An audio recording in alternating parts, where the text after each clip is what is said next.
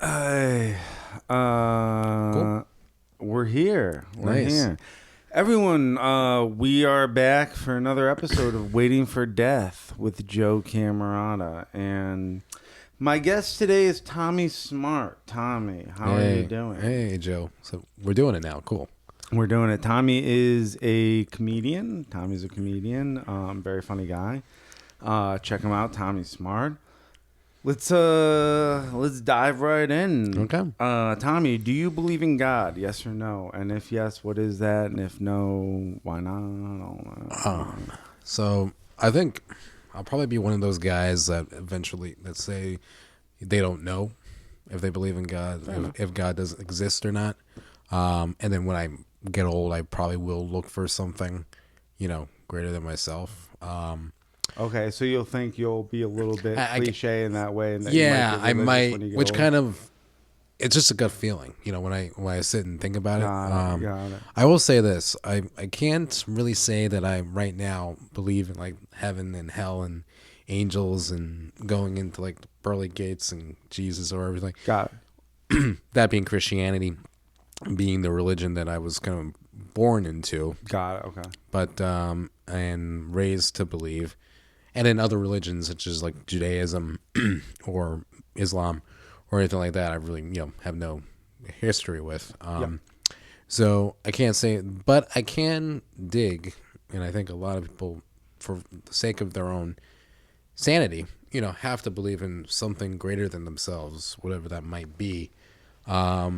Because if you start thinking that you're the center of the universe, and then you just like you get anxious and fearful, and then start to can't run life properly. So I think there is something to be said for thinking of some God as you understand it. Like they do in like they do in AA and other programs such as that, to be able to stop So you drinking. think I guess believing you're the center of the universe causes fear and anxiety. Yeah, because you think you have to control everything, and when things go wrong and you don't believe that you can fix it, then you just get, oh my God, what do I do?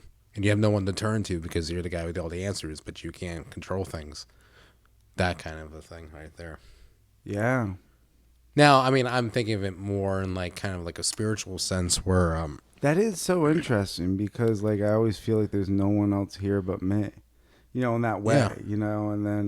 and then you're right though. Certain things happen beyond my control, but then I guess I always just try to think that's a part of me. yeah, I mean, if like when we die, what happens? I have no idea. Probably nothing. Probably nothing. We probably just end up. It's kind of like getting a colonoscopy, probably. Yeah, Like yeah. some people. I do think death is probably largely illusionary, of sorts. I don't know. Like going to sleep. I sometimes wonder if the whole thing begins again, like ours. Like if you just start over as Tommy Smart, or if I just start Oh, over as Joe really? Camerota, and just the whole thing just starts over Almost again. like reincarnation, but you don't Just like level up or literally the level video down. game starts again. Yeah. Just like it's a video game. Oh. You're a video game Tommy Smart, and I'm Yeah, a video yeah. game Joe Camerota. Wow. And it just goes and goes and goes again and again and again. And you know have what to I play mean? the same character over Yeah. and over and over. Yeah, kind of makes sense, right? In that way, I literally think that's might be what happens. Maybe. I mean, And you kind of get it right certain times, and other times you kind of miss your stops. So like seriously. Groundhog Day. It's basically like Groundhog Day. Sorts, yeah. Of sorts. Now, do you have the freedom to like change your behavior, or do you have to like be the same guy and make the same decisions? Like, can you learn from your previous life, you think? I don't know. I Well- don't know if maybe if just every time I don't know. That maybe probably that probably makes sense. It probably makes sense. Just like a video game, your disposition towards the game gets stronger and healthier the more you play it. Right. So yeah, you probably next time there's a piece of your soul that says I should stand up for myself in this instance because I didn't last time, but I Right. should, and Right. I should confess my love for this person Yes. in this instance because I didn't last time and I Right. should, and you kind of play the gamble. again and again. And I mean, I honestly, there's a part of me that like thinks that might be what happens, and so in that way, death is just largely an illusion because you just wake up again as Tommy Smart. All right. I mean, I can Yeah. get down with that if I can learn from the mistakes that I've had in a previous life. But I think people do, and I think though sometimes people, as weird as it sounds, man, I think they do, but I think also probably maybe it could go the other way too, right? Yeah. Like maybe you can make worse decisions, you know what I mean, the next time around and stuff. You know what I mean? yeah. I know some of my decisions I've made a lot. Thank God I'm happy with most of my decisions. You Yeah. know what I mean? There's a lot of decisions where I'm like, oh no, I wish I acted differently Sure. in that instance and stuff. And so maybe there's more of that. You know what I mean? Yeah. You know, and maybe that does have to do with your disposition. Yeah. Well, yeah, Maybe you died bitter, and so the next time you feel, you're an angrier person. Next time. I don't know. There is that sense of I believe in some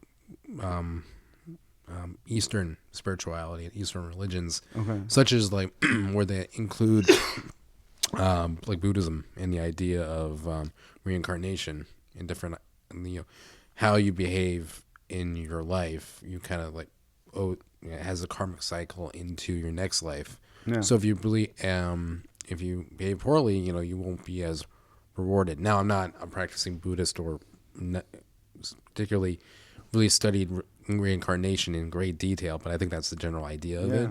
So there is that idea of like, if you act well and behave well in this life, then you'll be rewarded in the next, in some reality. Well, I often think about this. My grandmother had Alzheimer's, and she lost her memories, but the thing she kept was her disposition. Interesting. So I kind of think that that's the soul, right? Mm-hmm. There's an experiment, a thought experiment that I really love, which is called the Freaky Friday thought experiment. You know the movie Freaky Friday? Yeah, with the remake with Yeah, Lindsay Lohan, and they've made this movie 1,000 times over with different Sure. With different ideas, but they're called body swap movies. Yeah. Okay, two people wish they were the other person at the same time, and they swap bodies. Yeah. Now the thing is well, what swaps over? Yeah. Well, two things swap over. One is the memories swap over. So now it's a good example. It's a good idea. The reason it's a good thought experiment is because it shows what the soul is. Because the soul swapped. So you go, okay, well, that tells you what a soul is. Well, what swapped? Two things swapped. The memories of the person and the disposition of the person. Those two things swapped into a new body. The memories and the disposition, right? Because the person wakes up and they remember being in a different body. Yeah. And their disposition, their personality is there.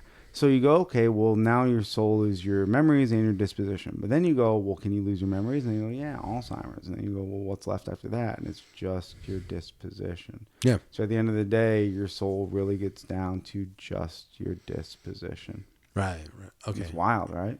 And when you say disposition, I think I get it, but just like Just like your attitude. Attitude. Yeah. Are you a glass half full, glass half empty person? Life kind of molds you that way.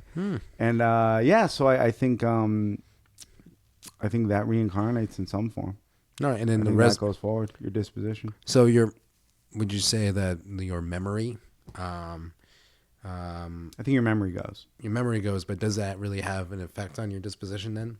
Because a lot of people will say they are their life experiences. Yeah, so your memories go, but I think just that attitude, wherever you left off, kind of stays. Sure. And that, I think, is the idea of heaven and hell.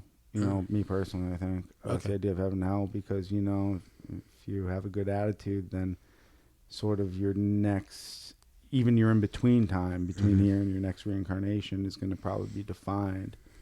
If you think that it's all, you know, if you kind of go, okay, it's all mind, you know, it's all video games, so it's all mind. Yeah. So even when you're in the in-between place, wherever that is in the video game, you know what I mean, it's still going to be all mind. Yeah.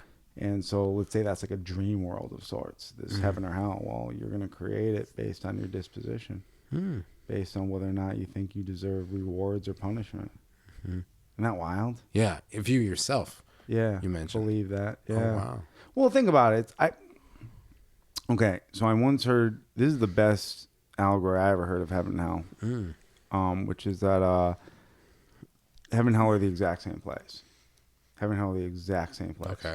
It's just your disposition, maybe? Well, to get into it. Yeah, yeah.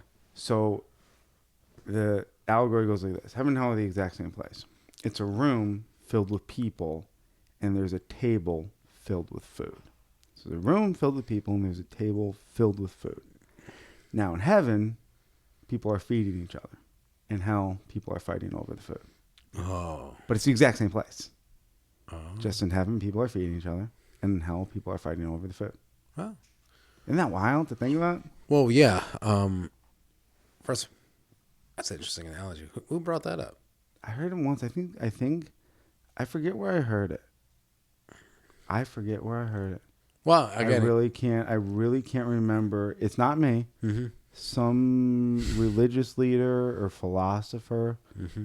told the story, and I forget off the top of my head exactly what it was. So I can get, when they talk about heaven and hell, take away the like how the paintings of it and how it's described was like, it's an afterlife. They both are. Yeah.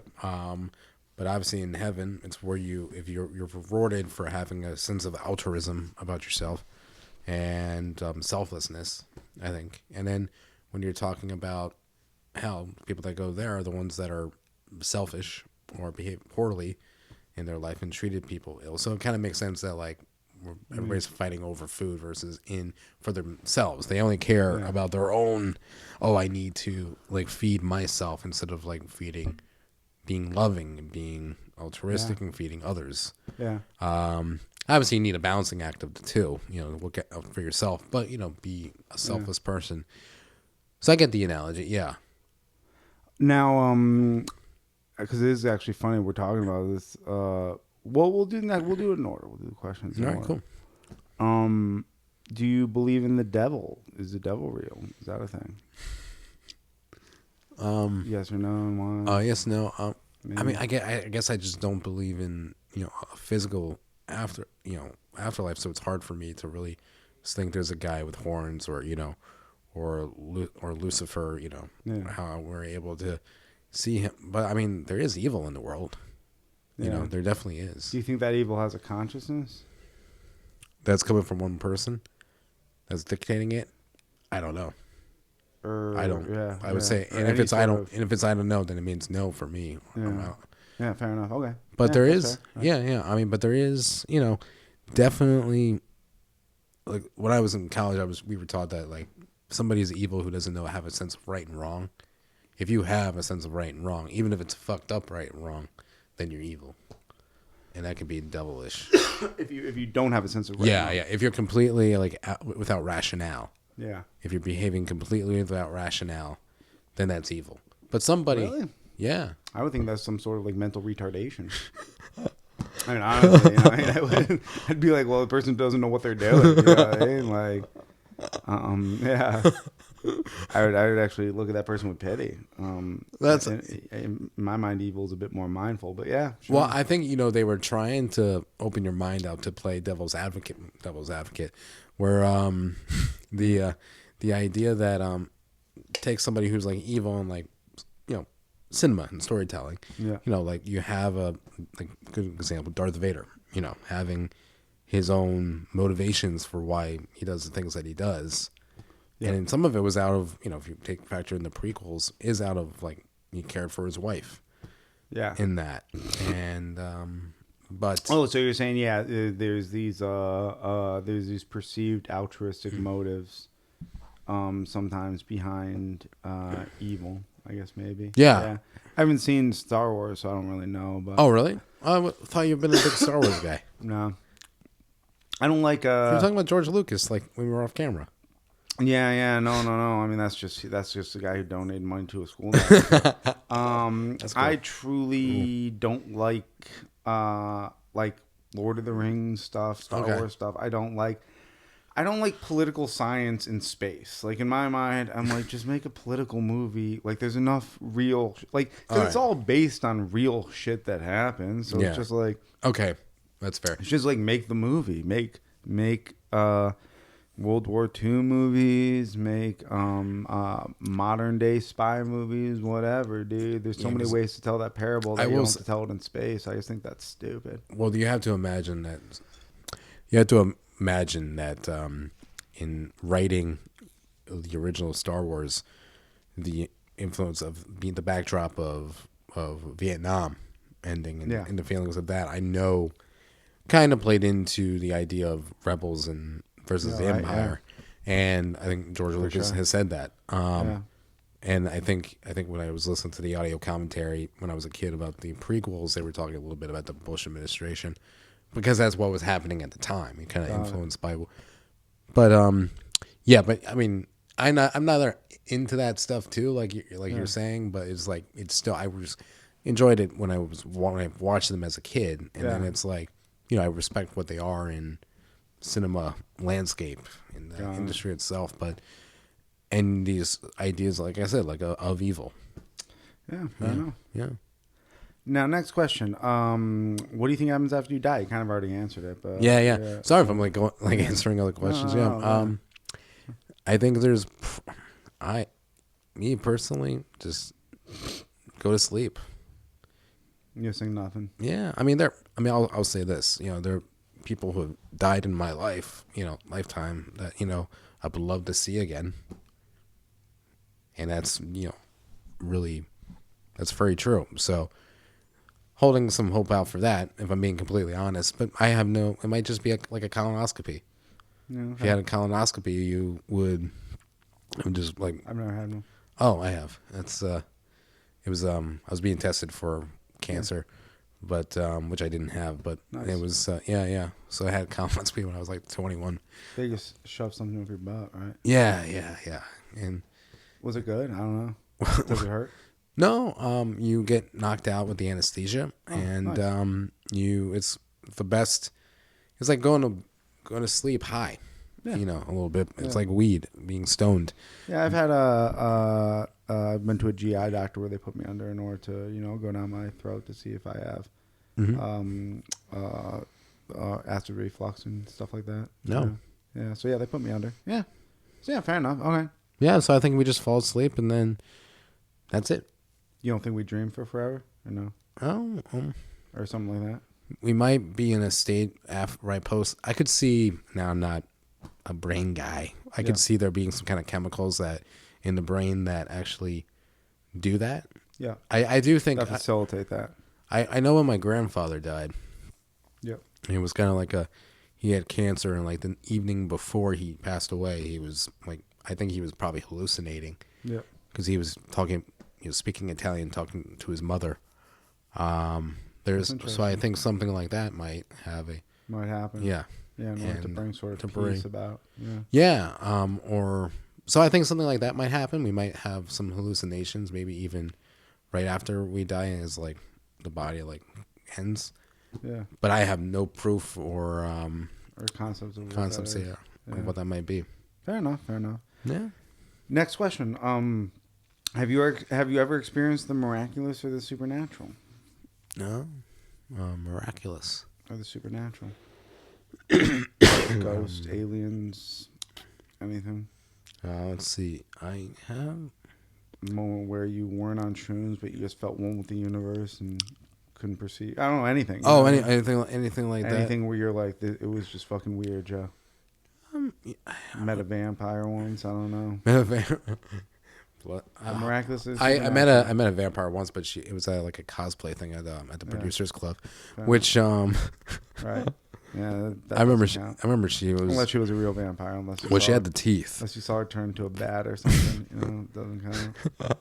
Anything explainable doesn't count. But yeah, anything? No, I'm trying to think. No, take it. Nothing crazy supernatural. Like I see ghosts, aliens, or I will any aliens. Anything is unexplainable. Yeah, I'm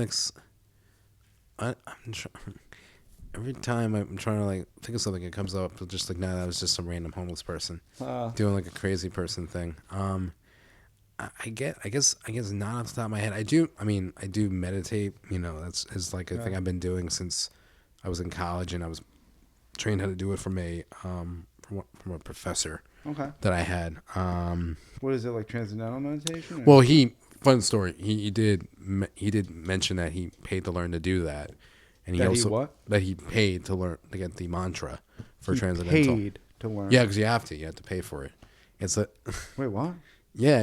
If you look up transcendental meditation and how to do it, there is an organization that you have to sign up for a class, and you pay to do the class and to get your mantra.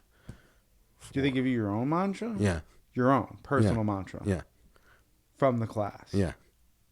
What? Or it might not even be a class, but it's like a speaker thing. Really? Excuse me. An info session. Yeah. No And shit. yeah, they do that in California. Really? So he did that. Then he paid extra for like a level 2, where they teach you how to fly, which is like astral like project? levitate in the air. Like your body? Yeah, and actually, he and I got close. Seriously? As a They teach you how to do this? yeah. I've heard of that. I've never seen it myself. Yeah, the Maharishi Mahesh Yogi that famously taught the Beatles how to meditate. He had this whole had a whole thing.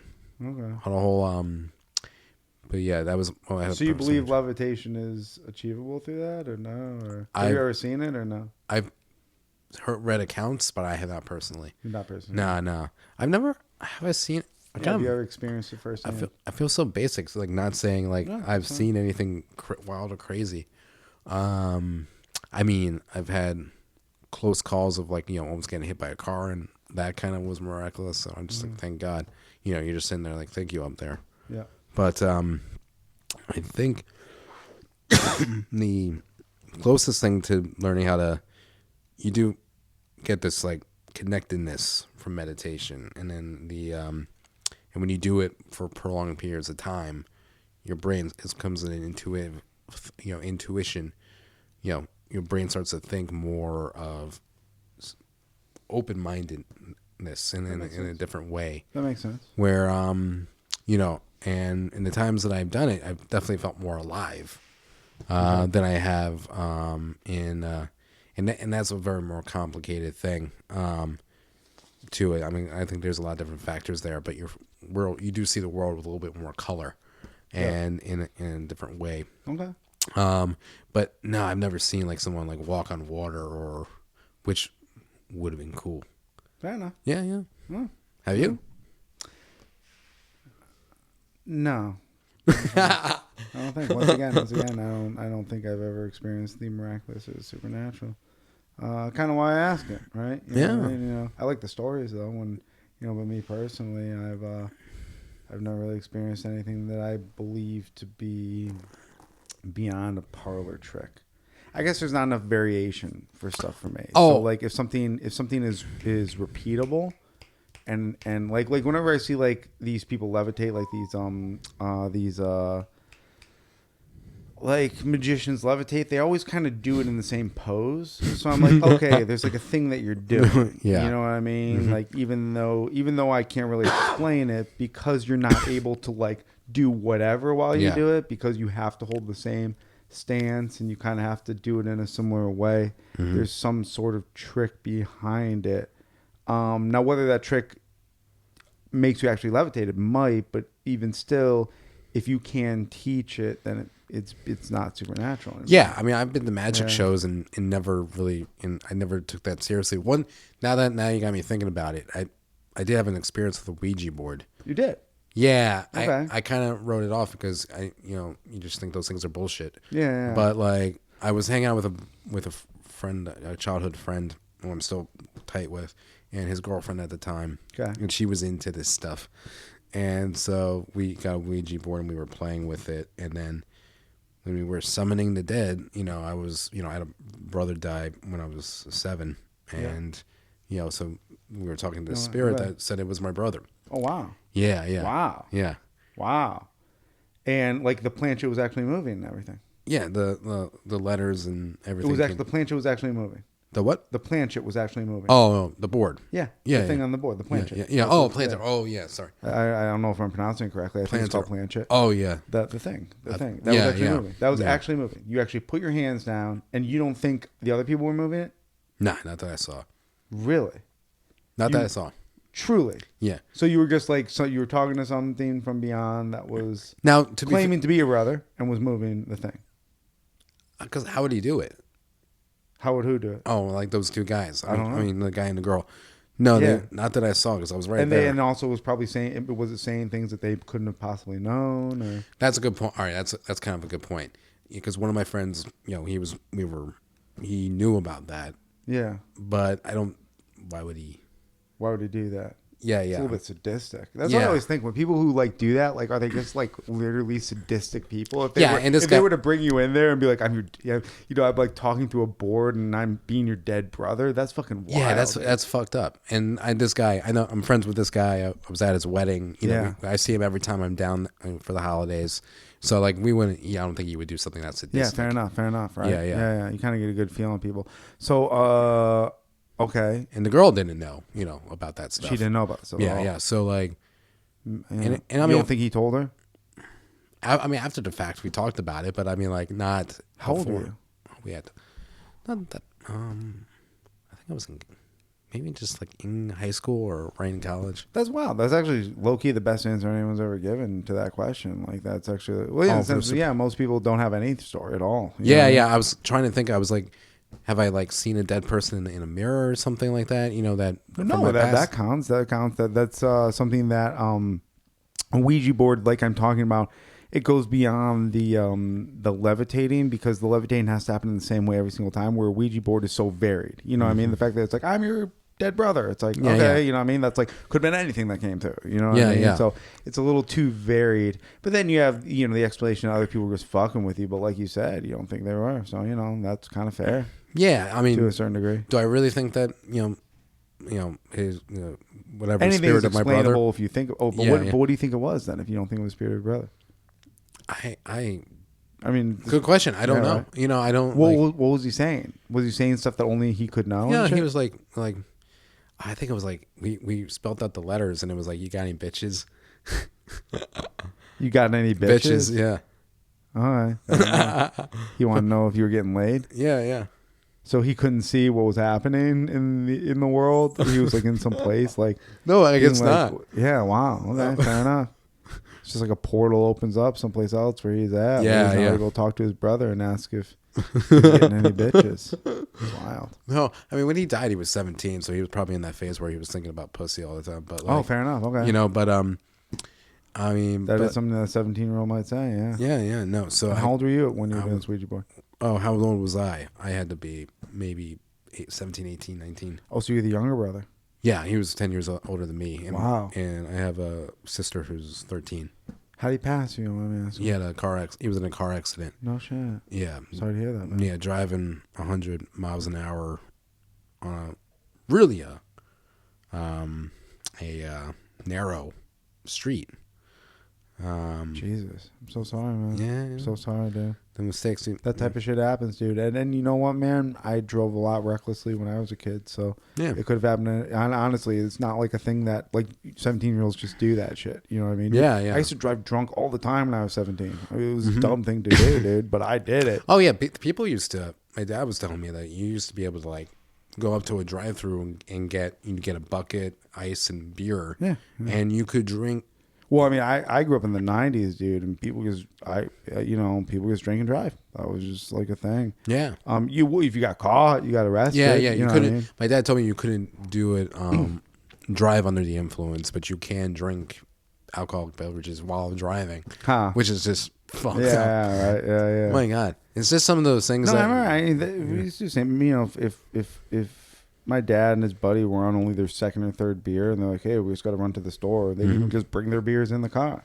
Because it's like, oh, we're not drunk yet. You know what I mean? Yeah. Like, we're literally on beer number 2. Like, let's drive to pick up the pizza. It was always something dumb like that. You know what I mean?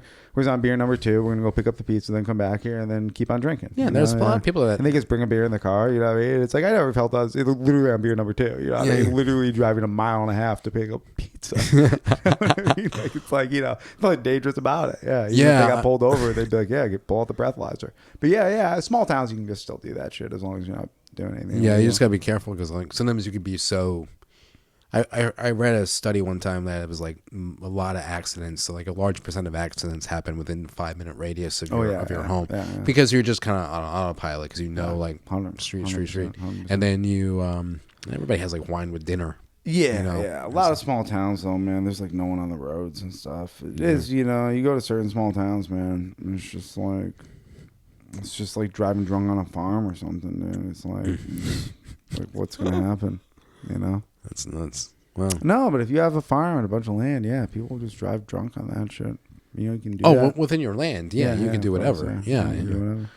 Yeah. All right, cool. Let's see. Next question. Do you believe in love? And what is that? I'm inclined to say no, because I mean I legit never like been in love in my life. I mean I've had crushes, but never like truly that. And I mean, yeah, it's hard to say. It's like it's hard for me too. Okay. It's you know, I didn't really wow. Yeah, I never really like was. Maybe this is more me than other people and the women in my life and the women I've been with, and it's, you know, it's hard for me to do that kind of stuff. Yeah. Okay. And then, I mean, they're.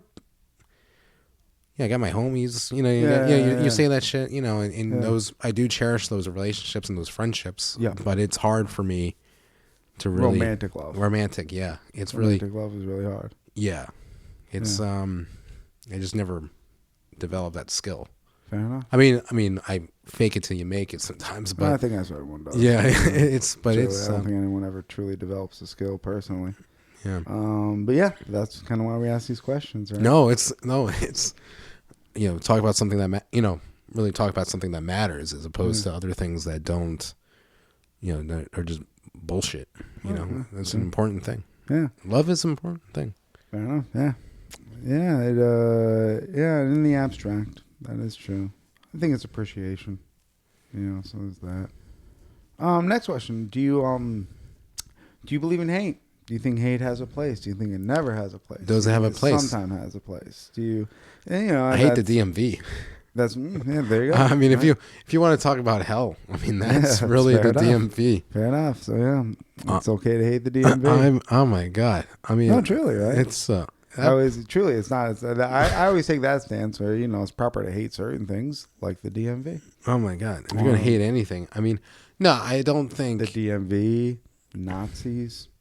Oh yeah, things to hate personally, but some people really don't, like, they take like a hard stance, like they just don't believe in hate. I've had people on the podcast that are like, no, like never. I'm like, oh, it's not me, you know. But yeah, if you live in a place and you can't hate certain people. I mean, racism is horrible and goes without saying. You can't outcast a group of people and you know. That's obviously awful. I think definitely you can. I think it's definitely proper to hate individuals if individual people are bad. Yeah. You know, I mean, personally, I do. Yeah, I mean, you talk about hate. Hate does exist, and even I even say this: love does exist. It's just you just have to understand it. Yeah. Like I think like hate is a very definitive one type of thing. Yeah. And then like I hate towards this person, and then or group of people or just entities. I think hating entities are great. Like you can hate, you know, the IRS. And I even like, I'll be honest, I don't even like the mailman at my because the mailman, every time I go there, the guy just is like he's just out of it, and I never feel like it's gonna be my stuff's gonna be delivered. But the FedEx guy. So you hate government bureaucracy? Yeah. DMV. The DMV, post office. Yeah, I hate the DMV. I hate the post office. The IRS needs to be abolished. And the Federal Reserve as well. Fair enough. And so Tommy hates the government. When you watch this, put him on a list. Okay, last question. What's enough for you? What would be enough? Oh. What would be enough? What'll be enough? You know, I want to go to any restaurant and just be able to order whatever the fuck I want. Whether it be, I think that's really says you're making it in the world. I mean, whatever that is, I think that's a sign of it.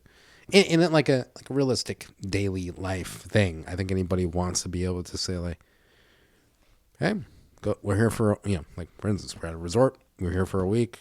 Go crazy, whatever you want, eat, drink, whatever the hell. I think that's a sign of just like really being able to.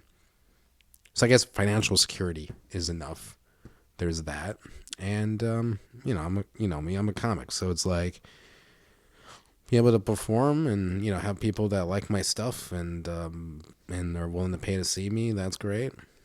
Talk about movies. I mean, we were talking about that a little bit. I still love to be able to make pictures and stuff like that. Yeah.